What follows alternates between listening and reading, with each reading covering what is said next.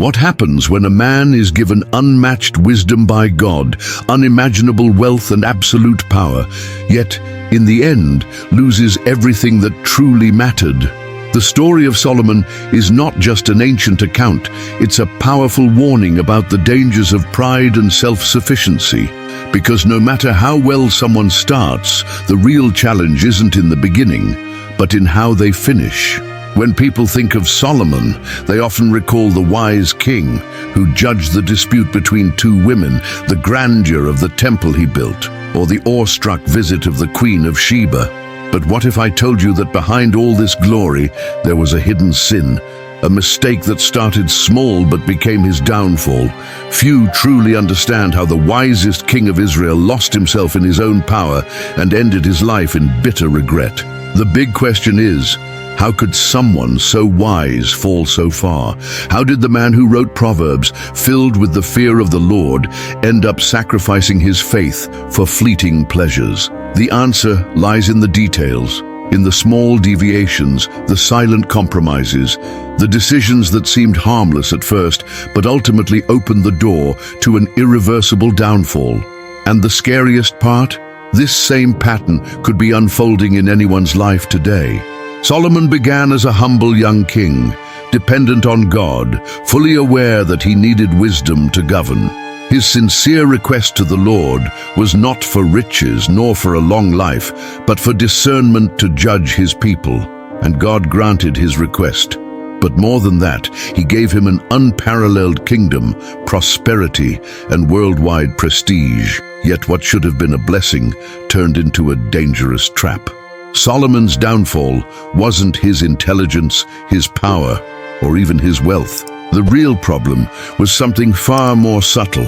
The illusion that he was in control, the belief that as the wisest man on earth, he could manage any consequence, fix any mistake, and remain untouchable. But no one is above God's laws, not even the wisest king of all time, and that's what makes this story so relevant.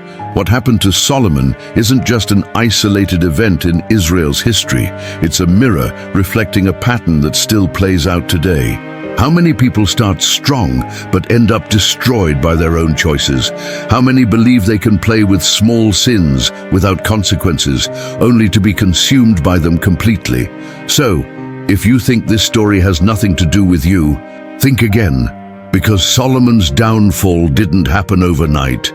It was a process, a slow, almost imperceptible drift, until he found himself so far from God that there was no way back. And that is exactly how many people lose everything without even realizing it. In this video, we're going to dive deep into this journey, from Solomon's promising beginnings, through the early warning signs, to the tragic moment when his heart completely turned away from God. We will uncover the hidden sin that led the wisest king of Israel to ruin, and how this lesson could change the way you see your own life today. But before we continue, here's an invitation. If this story intrigues you, go ahead and like this video and subscribe to the channel to keep up with content that makes you reflect on what truly matters. Now get ready, because what comes next might forever change the way you see Solomon. Now that we understand the hidden danger behind Solomon's rise, let's go back to the beginning and see how his journey started. How did an inexperienced young king become the most admired ruler in the world? The answer lies in the request he made to God and the gift he received. When Solomon ascended to the throne, Israel was at a delicate moment of transition. His father, David, had been a fearless warrior, a charismatic leader, a man after God's own heart. But now, the throne belonged to a young and inexperienced king, one without military achievements, without the imposing presence of his father. What could be expected from this new ruler? Would he be capable of sustaining the kingdom that David had built with such effort? Then, something extraordinary happened. One night, God appeared to Solomon in a dream and asked a question anyone would long to hear. Ask for whatever you want me to give you. It was a once-in-a-lifetime opportunity, the chance to shape his destiny with a single request.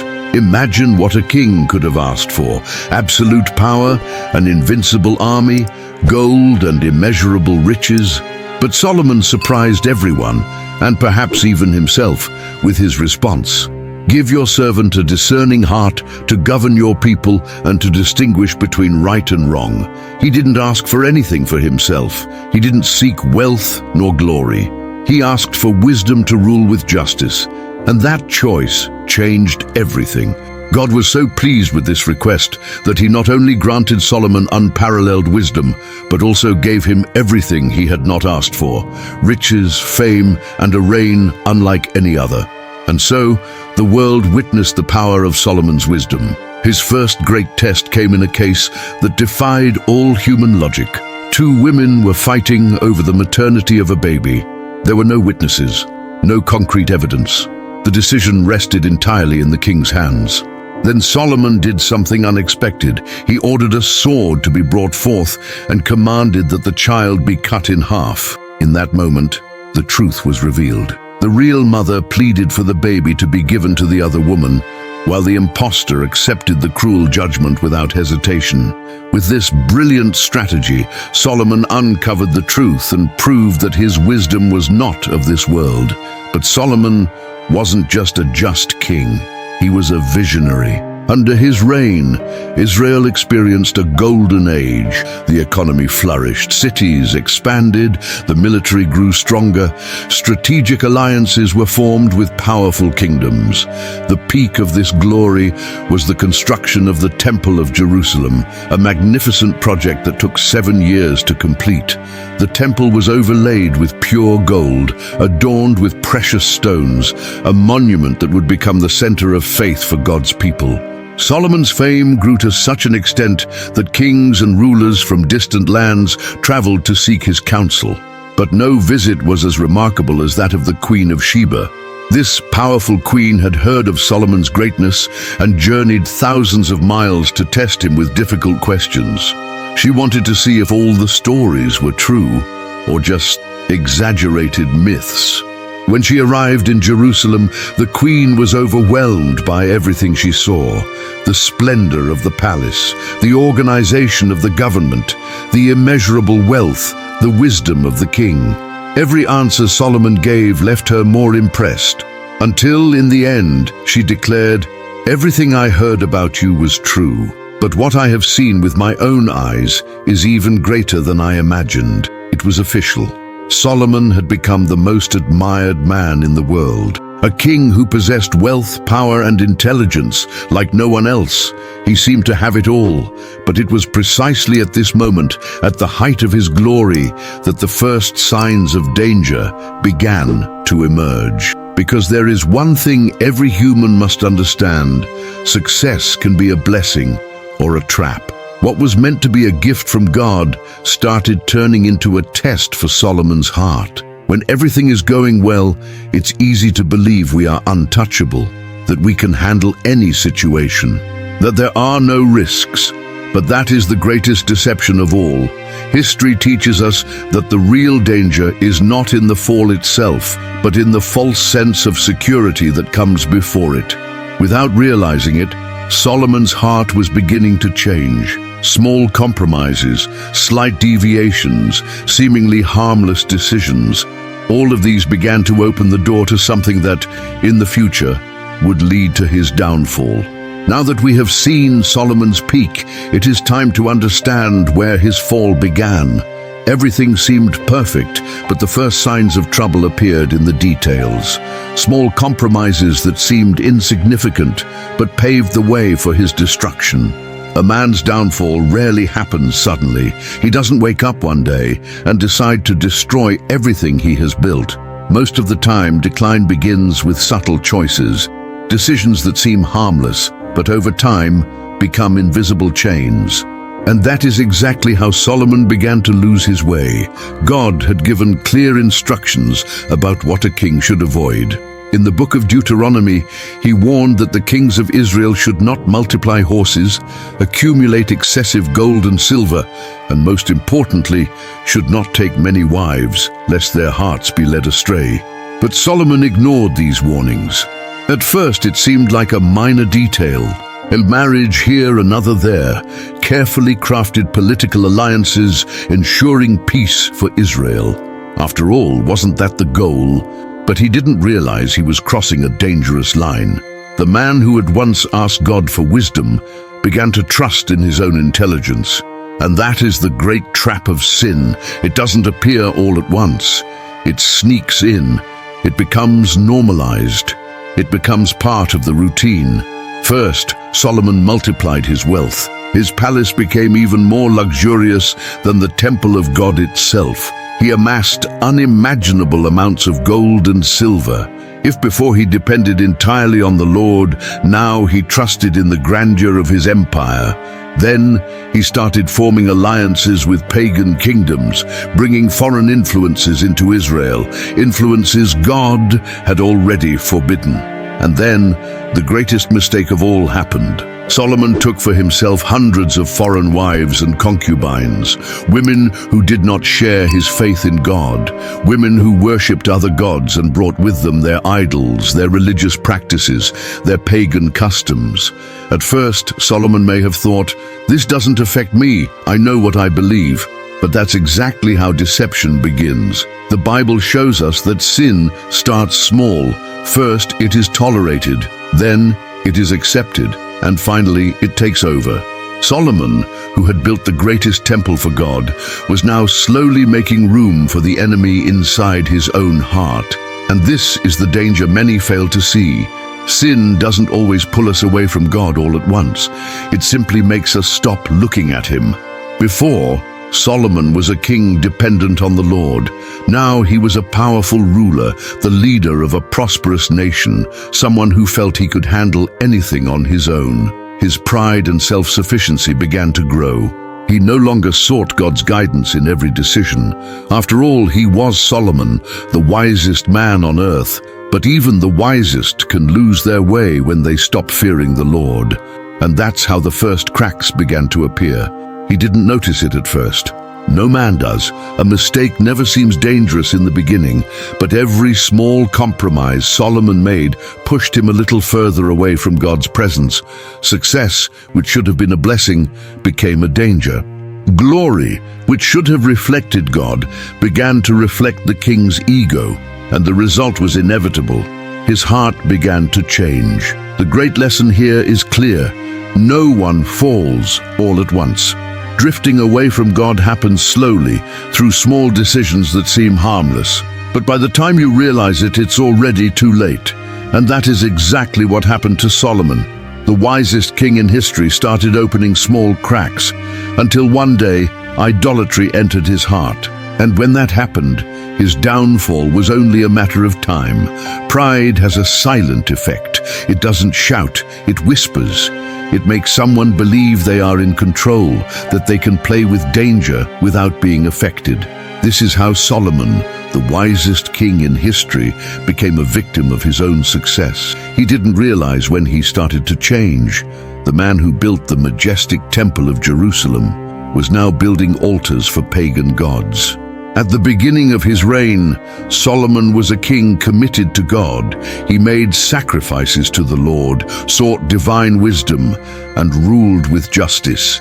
But the more power and wealth he accumulated, the more his heart drifted away from the God who had blessed him. And it was in that distance that idolatry entered. It all started subtly.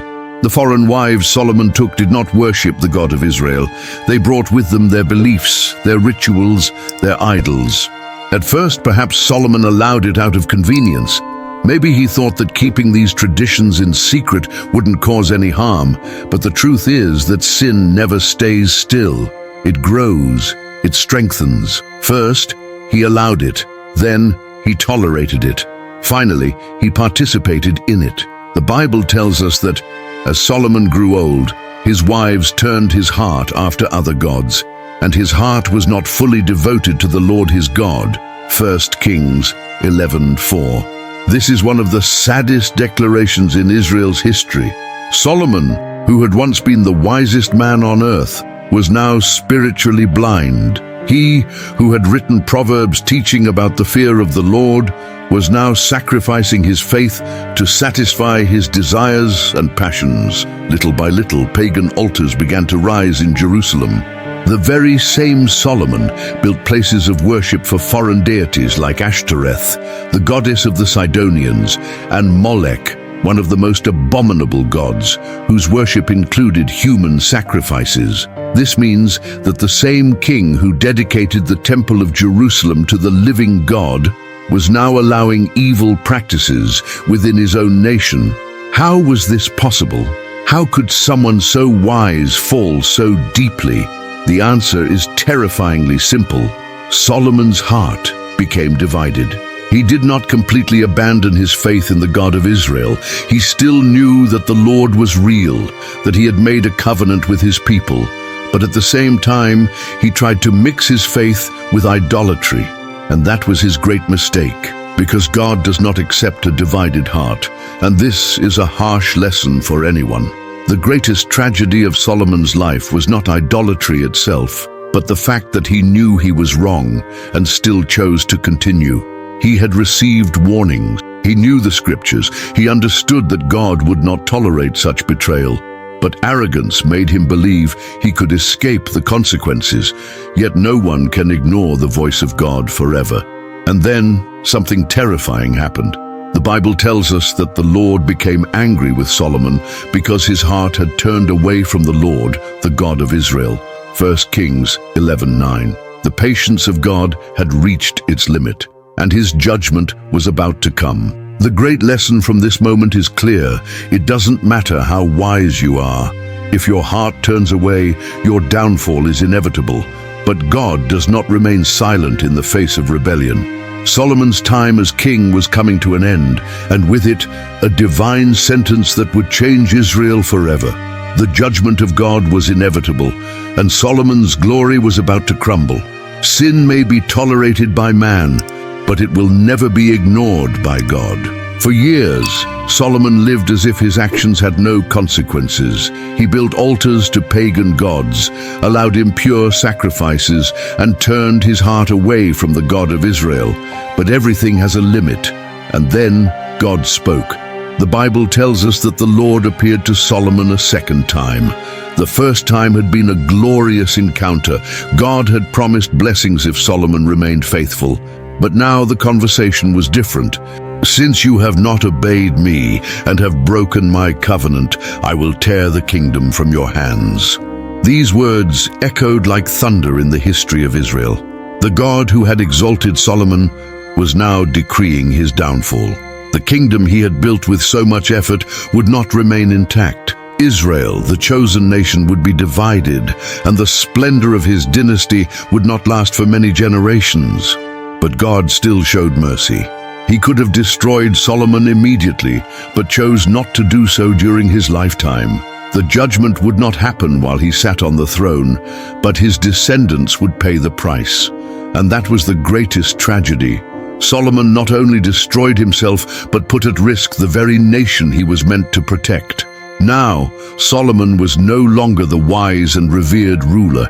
He was a king marked by rebellions and conflict. And then, his enemies began to rise. The kingdom of Solomon, once unshakable, began to weaken. Nations that had once been subdued now rose against him. Hadad the Edomite emerged as a threat. Rezon the Syrian stirred up rebellion. And finally, a name appeared in history: Jeroboam. Jeroboam was an ordinary man, a worker under Solomon's rule, but God had already chosen him to rule over the 10 tribes that would be torn from the house of David. Solomon saw him as a threat and tried to kill him, but Jeroboam escaped to Egypt. Now Solomon was no longer a glorious ruler. He was a king, hunted by the very consequences of his actions. The wisest man in the world had become a prisoner of his own disobedience. What was once a solid, unshakable kingdom was now falling apart before Solomon's eyes. The grandeur he had built with his own hands was crumbling, brick by brick, because the very foundation of it all had been corrupted. And the worst part? All of this could have been avoided. The prophecy of Ahijah sealed the kingdom's fate. The torn cloak symbolized what was to come, the division of Israel. What had been united under David's reign was now torn apart by Solomon's sins. The most tragic part, Solomon knew exactly what was happening. He saw the signs. He heard the voice of God, but instead of humbling himself and seeking true repentance, he tried to fight the consequences. But no one can fight against God. His final years were marked by decay and regret. The man who had received everything from the Lord now watched everything slip through his fingers, and this is a powerful lesson for anyone who thinks they can ignore God's warnings. Nothing we build is worth it if we abandon God along the way. And so, Solomon's story nears its end. He was no longer the young king full of promise. He was an old man, marked by mistakes and regrets. And in his final days, Solomon wrote a book, a final testimony of everything he had learned. The life of Solomon, which began with a request for wisdom and culminated in the greatest kingdom Israel had ever seen, was now reaching its end. But what was the final outcome of his journey? He had experienced unimaginable wealth, unquestionable power, and divine wisdom. But in the end, what remained? The answer lies in a book Solomon wrote in his final days, Ecclesiastes. His writings were unlike anything he had produced before. They were not the advice of a king at the height of his glory, nor the words of a confident ruler. They were the reflections of a man who, looking back, realized that he had wasted much of his life on things with no eternal value. Vanity of vanities, all is vanity. With this phrase, Solomon summed up what he had learned. He had everything a human being could desire, but in the end he realized that everything was fleeting. Everything he built, everything he conquered, meant nothing without God. Wisdom without the fear of God becomes arrogance. Success without God becomes a burden. Pleasure without God becomes emptiness. Ecclesiastes is not a book of hope, but a severe warning. Solomon did not want anyone to repeat his mistakes. He wanted people to learn before it was too late. And so, he gave his final lesson. Fear God and keep his commandments, for this is the duty of all mankind. This is the truth that took Solomon a lifetime to understand. In the end, everything comes down to this. It doesn't matter what you have. It doesn't matter what you achieve. If you lose God along the way, you have lost everything. But his repentance came too late. The damage had already been done. The prophecy about the division of the kingdom had already been decreed. The price of his idolatry would be paid by the entire nation. And so, Solomon died. The wisest king in history did not depart as a triumphant leader, but as a man weighed down by the burden of his own choices. The great lesson from this moment is clear. Repentance is possible, but sometimes the damage has already been done. And now, only one question remains. What does this story mean for us? If even Solomon, with all his wisdom, lost his way, what keeps us from making the same mistakes? The answer lies in the conclusion of this story and in the reflection that each person must make. The story of Solomon is one of the most remarkable and tragic in the Bible. The wisest man on earth fell into the most common mistake, gradually drifting away from God. He began with humility, received divine wisdom, prospered beyond any other king. But in the end, he lost himself in his own power and pride. And this story is not just about Solomon. How many people start well but end badly? How many were once faithful, but slowly began making small compromises? A little concession here, a wrong decision there, and before they realize it, they are far from God. Have you ever wondered if you're allowing small compromises in your life? Solomon's mistake was believing that his success made him untouchable. But the truth is, no one is above the consequences of sin. And that leads us to the great question: what truly matters to you? Solomon had everything, riches, fame, power, but he lost the only thing that truly mattered, his faithfulness to God. If even he fell, what keeps us from making the same mistakes? The answer is in the lesson he left at the end of his life. Fear God and keep his commandments, for this is the duty of all mankind.